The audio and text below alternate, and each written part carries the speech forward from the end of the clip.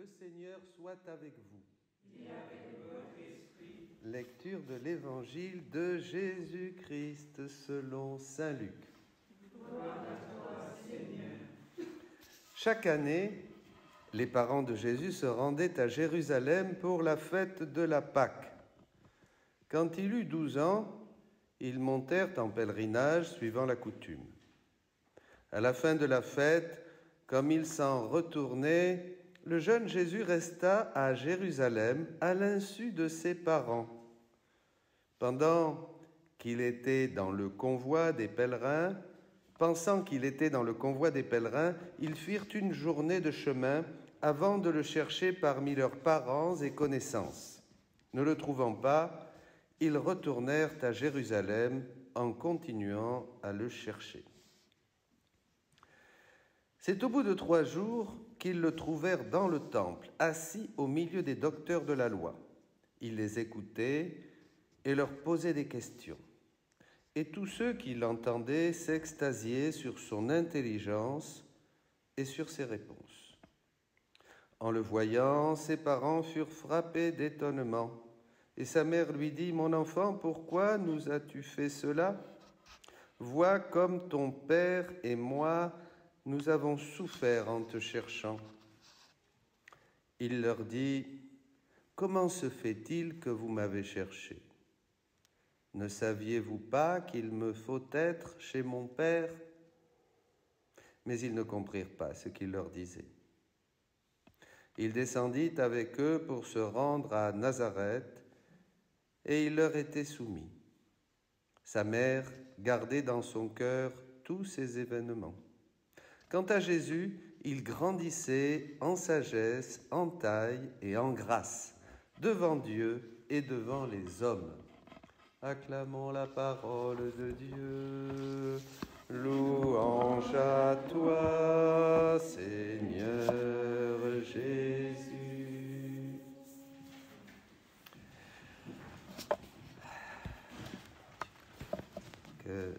Que c'est beau, mes amis, cette fête de la Sainte Famille de Nazareth.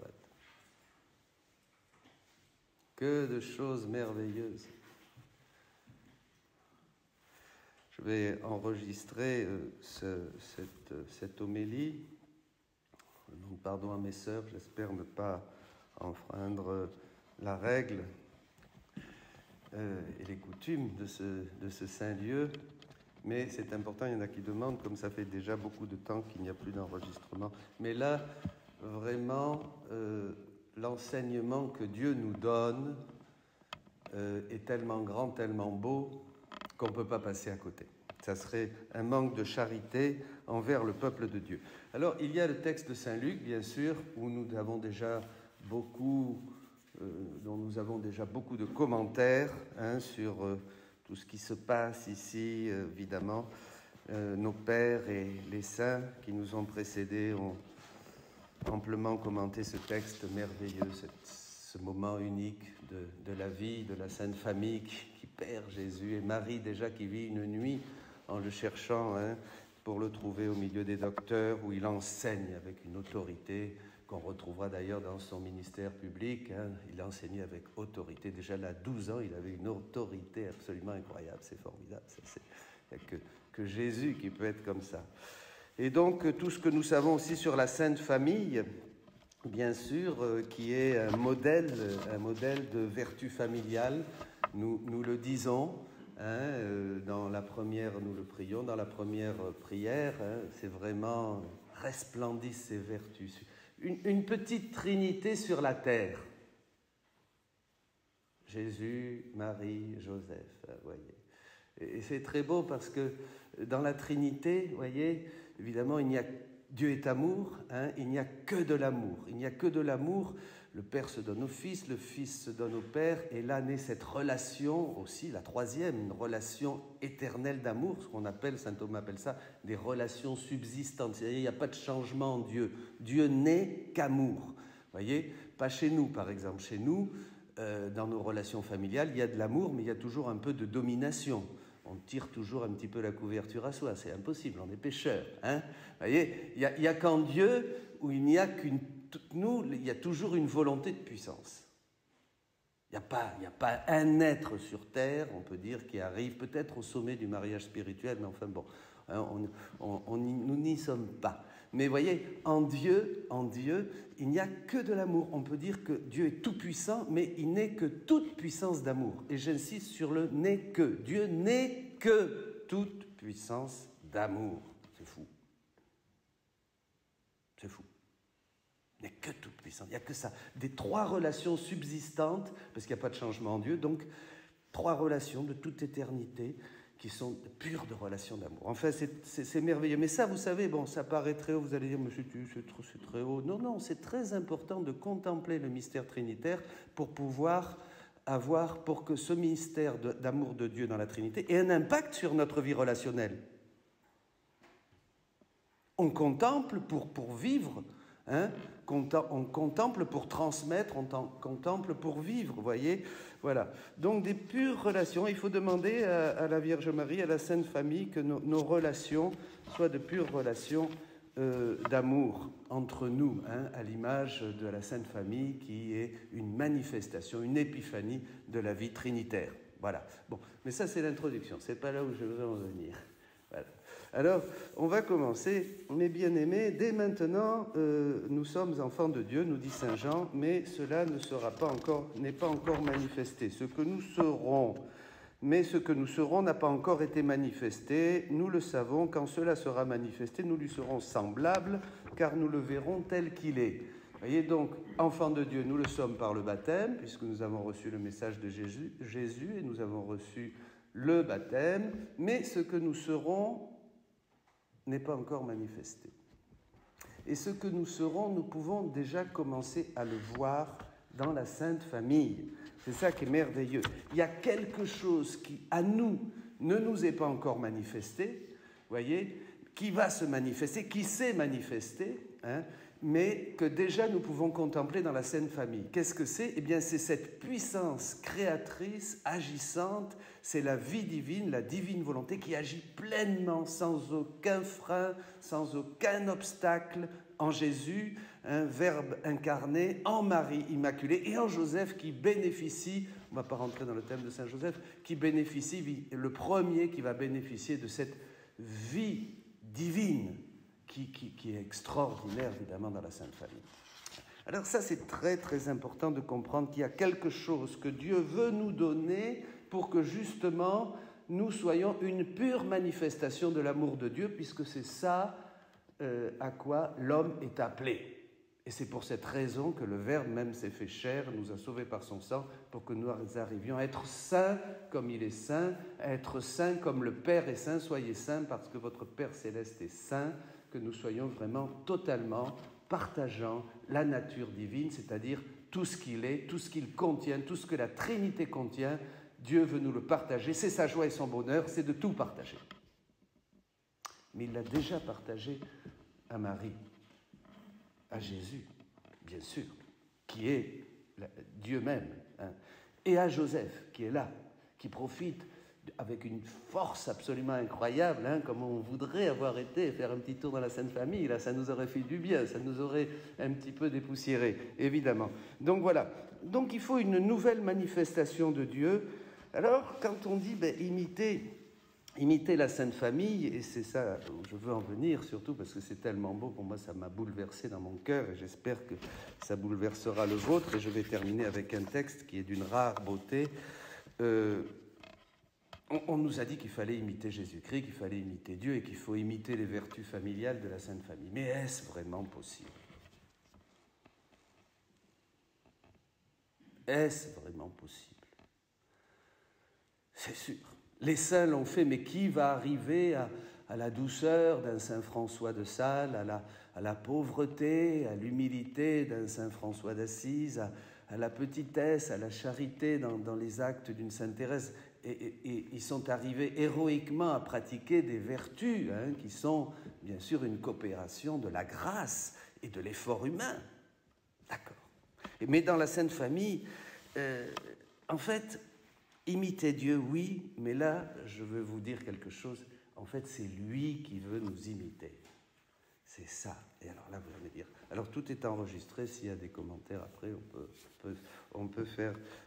La Sainte Famille, c'est la manifestation de l'agir divin qui veut se donner à l'homme de toute éternité. La Sainte Famille, c'est vraiment le prototype. C'est l'agir, la puissance d'amour de Dieu qui n'est qu'amour, qui se manifeste. Donc c'est l'opération divine qui se déploie pleinement dans tout l'être humain, dans toutes les facultés et dans le corps. Et dans le corps. Et dans le corps. Alors je vais vous lire un texte.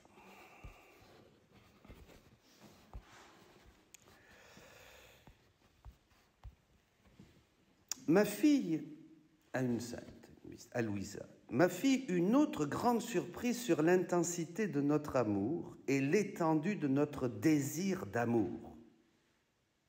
Notre être suprême aime tant la créature que nous allons même jusqu'à l'excès de l'imiter. Nous nous faisons tout petits pour nous enfermer en elle. Nous voulons marcher avec ses pieds, travailler avec ses mains, parler avec sa bouche, regarder avec ses yeux, penser avec son intelligence et palpiter et aimer dans son cœur. C'est bien ça que manifeste la Sainte Famille. Jésus, dans un autre texte, dit « J'ai un pas, mais je n'ai pas de pied. J'ai des œuvres, je n'ai pas de main. J'ai un battement, mais je n'ai pas de cœur. » Voyez jusqu'où va et veut aller la grâce de Dieu. Jusqu'où veut aller le Jésus dans l'hostie.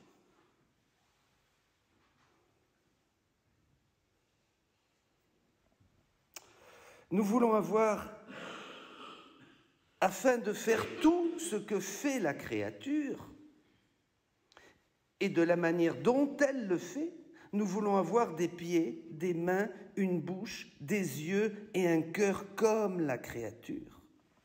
Et nous le lui demandons comme si nous n'en étions pas les propriétaires absolus. Bien sûr, Dieu est tout-puissant. Nous lui disons, aimons-nous l'un l'autre. Nous donnons ce qui est de nous, c'est-à-dire tous les attributs divins, toute la grâce, pour que dans tous nos actes, Dieu puisse déployer d'une manière universelle, absolue, infinie, tous ses attributs au profit de tous, pour le bien de toute l'humanité de tous les temps. C'est ce qu'a fait Jésus et nous sommes appelés à faire les œuvres de Jésus. C'est lui-même qui l'a dit. Nous donnons tout ce qui est de nous, et tu nous donnes ce qui est à toi. C'est-à-dire, nous, on donne notre misère, notre pauvreté, notre petitesse. En fait, notre être suprême, le très pur esprit, est un pas sans pied. Sans marcher, il est partout. Il fait tout. Il opère toutes choses sans avoir besoin de mains. Il est parole sans bouche. Il est lumière et peut tout voir sans yeux. Mais comme nous aimons beaucoup la créature, nous aimons l'imiter. Que c'est beau. C'est un immense stratagème de notre amour. Retenez, stratagème, c'est-à-dire que Dieu, dans sa folie d'amour, c'est pour ça que Dieu est au-delà de tout, comme on le chante. Dieu, dans sa folie d'amour, va inventer des choses et au fil des siècles, va nous révéler ces choses pour nous faire comprendre ce que dit Saint Jean. Voyez quel grand amour dont Dieu nous aime. Voyez quel grand amour dont Dieu nous aime. Nous découvrons. Nous avançons. Et c'est en découvrant cet amour que nous sommes comme séduits, comme un homme et une femme, même l'amour humain reproduit ça, que nous sommes totalement séduits, captivés par cet amour, et que là, déjà, nous n'aspirons plus qu'au ciel. Comprenez ? C'est un immense stratagème de notre amour que seul un Dieu peut accomplir. Ça, c'est vrai.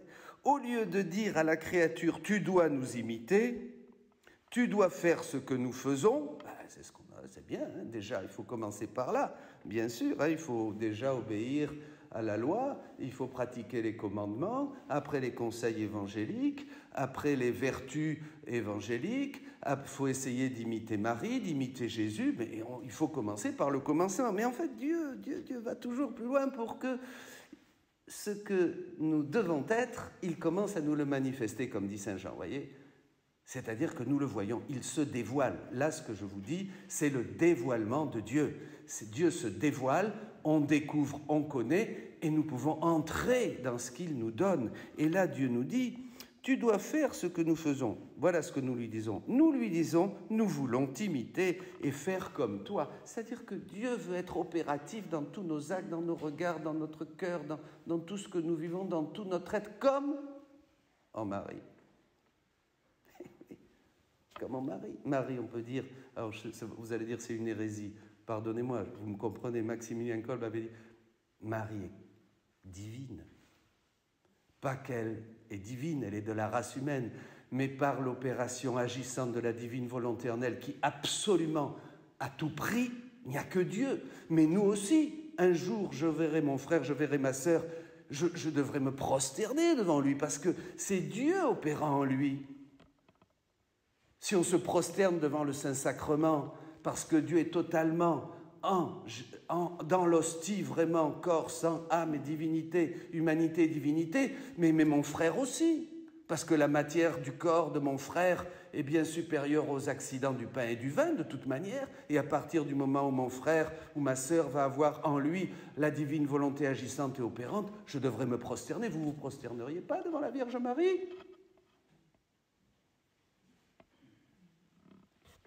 Nous voulons t'imiter et faire comme toi. Voyez que c'est beau, Dieu veut passer dans nos mains, dans nos yeux, dans notre cœur. Il veut que tout soit transformé. Il veut que nous soyons ces hosties vivantes qui resplendissent la gloire de Dieu. Car enfin, elle est notre créature, chacun d'entre nous, l'œuvre de nos mains créatrices. Elle est sortie de nous, de la puissance de notre amour créateur. Et il n'est pas étonnant que nous voulions descendre en elle, l'imiter et faire ce qu'elle fait à sa manière. Ce n'est pas là, n'est-ce pas là que rendre honneur à nous-mêmes et donner de l'importance à nos œuvres, comme en Jésus. Alors, balayer, cuisiner, travailler, comme si c'était Jésus, comme si c'était Marie qui le faisait. C'est ça que veut faire Dieu. Il veut s'immiscer dans nos actes, se mettre dans nos actes pour que nos actes aient une puissance infinie, soit des actes divins, où règne notre volonté.